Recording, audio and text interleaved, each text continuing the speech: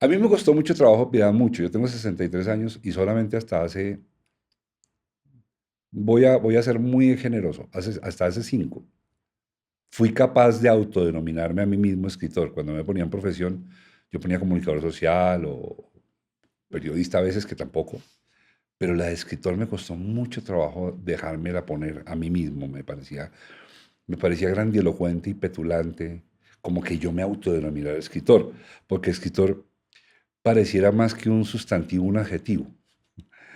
¿Tú en qué momento te autodenominaste escritora? Pues mira que es que hacen una diferencia. En general dicen poeta o dicen escritor. ¿M? Entonces se supone que el término escritor es como más abarcador o como que está referido a la narrativa. Yo durante muchos años fui solo poeta. Y fíjate que ponerme poeta sí que me dio trabajo, porque es que ahí uno siente que hace el ridículo. O sea, como tú que eres en la vida poeta, no. Es que el poeta es como una, no es una profesión, no es un oficio, es una cosa que uno hace, ¿m? Pero que no le permite cuando va a salir en un aeropuerto y le preguntan profesión, poeta, ¿no? Me puse escritora o me pusieron escritora cuando empecé a escribir novelas y ya digamos hay como un aspecto comercial y hay una figuración pública que le permite a uno decirse escritor. Entonces yo ahora lo que pongo es escritora. ¿Por qué?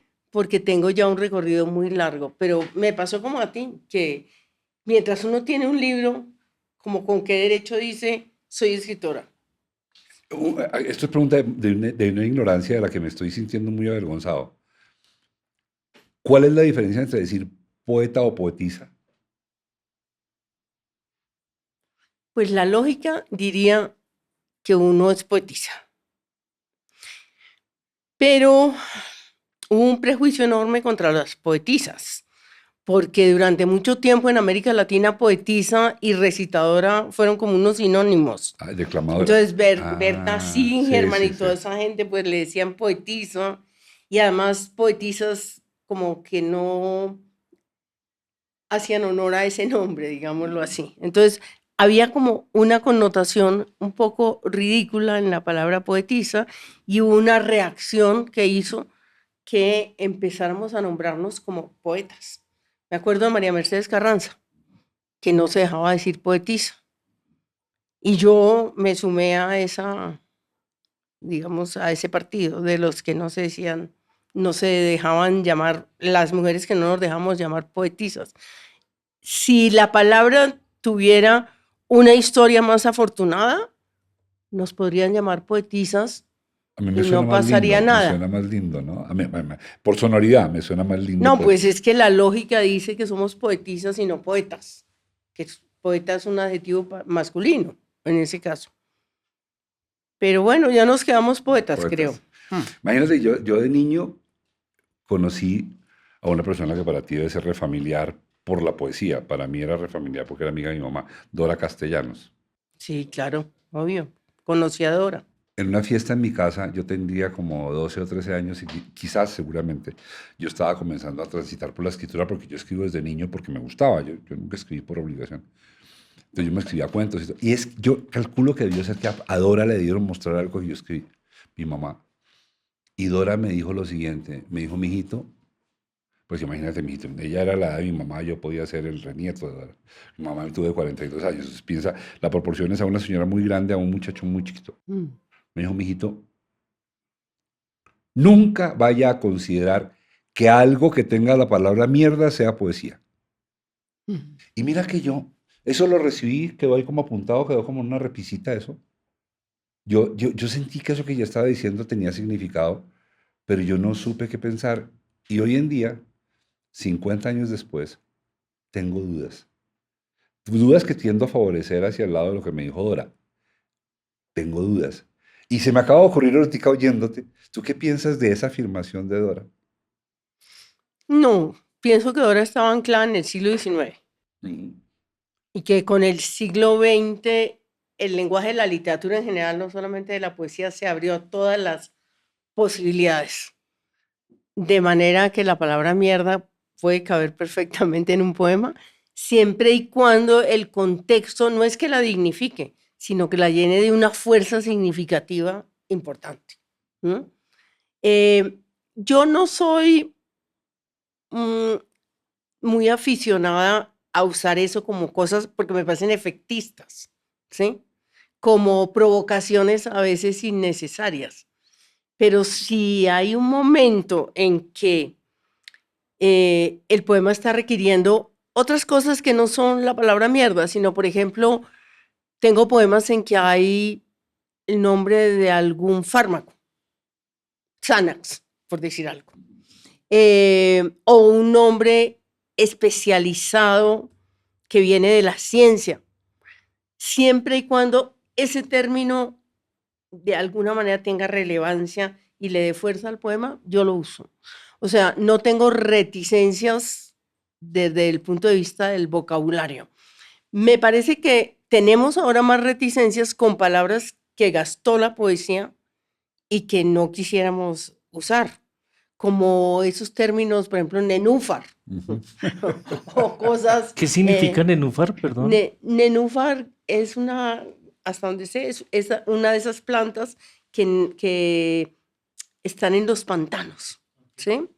Entonces, los modernistas usaron mucho esas palabras, Rosicler, ¿sí? Unas palabras que eran ya de por sí un poquito ridículas, pero que ¿Rimbombantes ya, quizás? y rimbombantes, sí, y como acarameladas. Alféizar, Eh, cosas así que... bueno, alféizar es que es muy linda, ¿no? Porque es una palabra que además es arquitectura, ¿no? Ajá. Sí, pero cuando se usan gratuitamente solo por la sonoridad, pues empiezan a parecer ridículas. Entonces yo creo que tenemos más bien como proscritas un montón de palabras o que vienen por ejemplo, de la canción. La canción banaliza muchas palabras, ¿no? Entonces los poetas siempre estamos alerta a lo que las palabras dicen culturalmente, ¿no? Al peso cultural de las palabras. Y hay unas intuiciones que nos permiten rechazar unas, aceptar otras, de alguna manera hacerlas decir cosas que antes no decían. En fin, entonces no es que haya una lista de palabras proscritas, no, no, sino en el contexto, pues la intuición escoge esa que tiene la fuerza que necesitamos. Imagínate que hicimos un podcast con un muchacho maravilloso, un humorista urbano muy duro. Duro, quiero decir duro, es, no sé si conoces esta corriente de humoristas urbanos que han salido en los últimos 3 años, entre los que están Fox News, está este chico Culo Tauro. Son unos muchachos que vienen de la calle, con unas mentes para un humor terriblemente ácido, pero estupendo, o sea, de una gran inteligencia. Culo Tauro se llama el muchacho, el humorista. Ese no es su nombre de pila, él se llama Camilo. Me invitó a su podcast que se llama Por la Ventana y me preguntó sobre el uso de las palabras gruesas. Y ya te conté, yo uso palabras gruesas, más de lo que me gustaría. Pero he pensado mucho, y ahora que hablamos de la palabra mierda en un poema, pienso en el argumento que yo le di a él, que es a favor de lo que tú estás diciendo. Yo le dije, a veces la única palabra que es apropiada para lo que se está sintiendo es, y entonces le puse el ejemplo, si yo estoy martillando una puntilla y me machuco el dedo, yo no voy a decir, oh, martillo, Caramba. qué mal has tratado mi dedo. No, uno sale con lo que sale. Y es la palabra que se necesita, porque sin duda, como tú lo has dicho, la palabra per se trae una carga energética que permite que la exclamación sea válida y que de mí salga por lo menos un pedazo de dolor. Entonces creo que en ese territorio me gusta lo que me dices, porque sí, claro, hay palabras que tienen que tener un peso dentro de un contexto y que seguramente si la palabra es culo, tendrá que ser culo o mierda o caca o lo que sea. Sí es eso, ¿no es cierto? Pero te digo que el lenguaje coloquial ha abusado tanto de la grosería que llamaban, que ha desvirtuado también la grosería.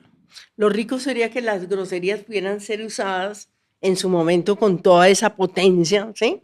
Pero ahora pues cualquiera dice gonorrea porque sí, ¿cierto? O por O sea, ejemplo, usamos todos en la forma de normal de hablar marica. Nos Marica, referimos de uno al otro como sí, marica, claro. entonces ya no es un insulto. Hola, marica, ¿qué hubo, marica? Sí, entonces eso ya no significa nada. Los estudiantes de los Andes, donde yo trabajé 30 años, nosotros los profesores estábamos allá arriba y los oíamos, ay, hueputa, gonorrea, mira, me la tiré, ¿no? Sí.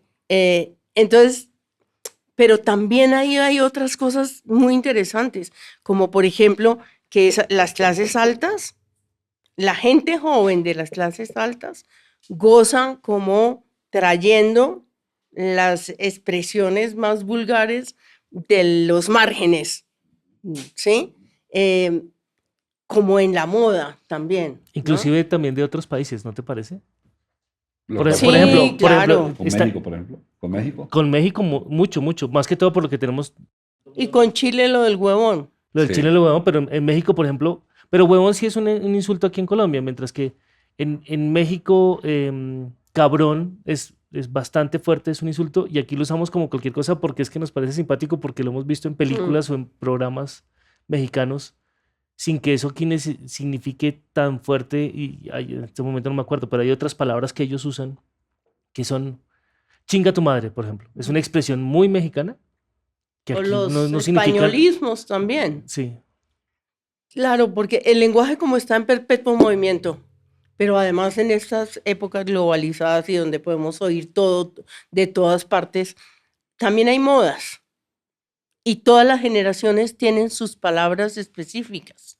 Entonces, los que hoy tenemos más de 60, dijimos unas cuantas cosas que ya nadie dice y que los muchachos no reconocerían ni les llama la atención. Entonces, también son lenguajes que se reciclan, palabras que, digamos, aparecen y luego desaparecen.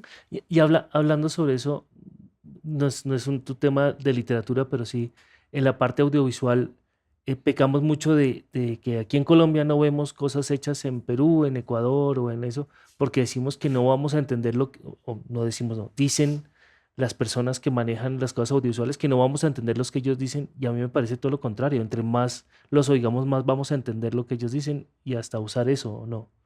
O sea, ese tema de no vamos a traer películas peruanas porque es que nadie entiende cómo hablan los No, peruanos. pues es que eso es completamente ridículo, porque si tú abres un libro de Rulfo, va a estar lleno de mexicanismos, pero además del mundo campesino, y tú no vas a leer eso con un diccionario en la mano. Colombia español, Colombia Sí, mexicano. no, ni de mexicanismos, no, sino que tu intuición te va diciendo qué quiere decir cada una de esas cosas.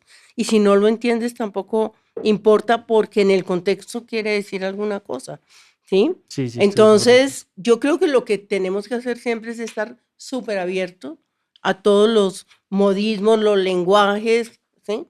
Y lo que sí es un poco ridículo es como adoptar cosas que no nos pertenecen en absoluto, solo porque están circulando por ahí, digamos, en redes o en alguna serie de televisión, en fin, ¿no?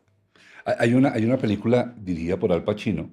Sí, ojo, estas citas yo no las hago por pretensión, aclaro.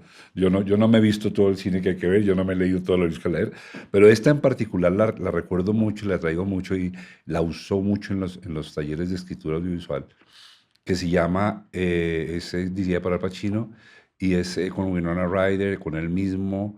Pucha, y es una obra de Shakespeare, a ver que se me olvidó, es una obra de Shakespeare, no es Hamlet, pero es una de las grandísimas de Shakespeare, que Al Pacino lleva al cine, pero con un propósito crítico.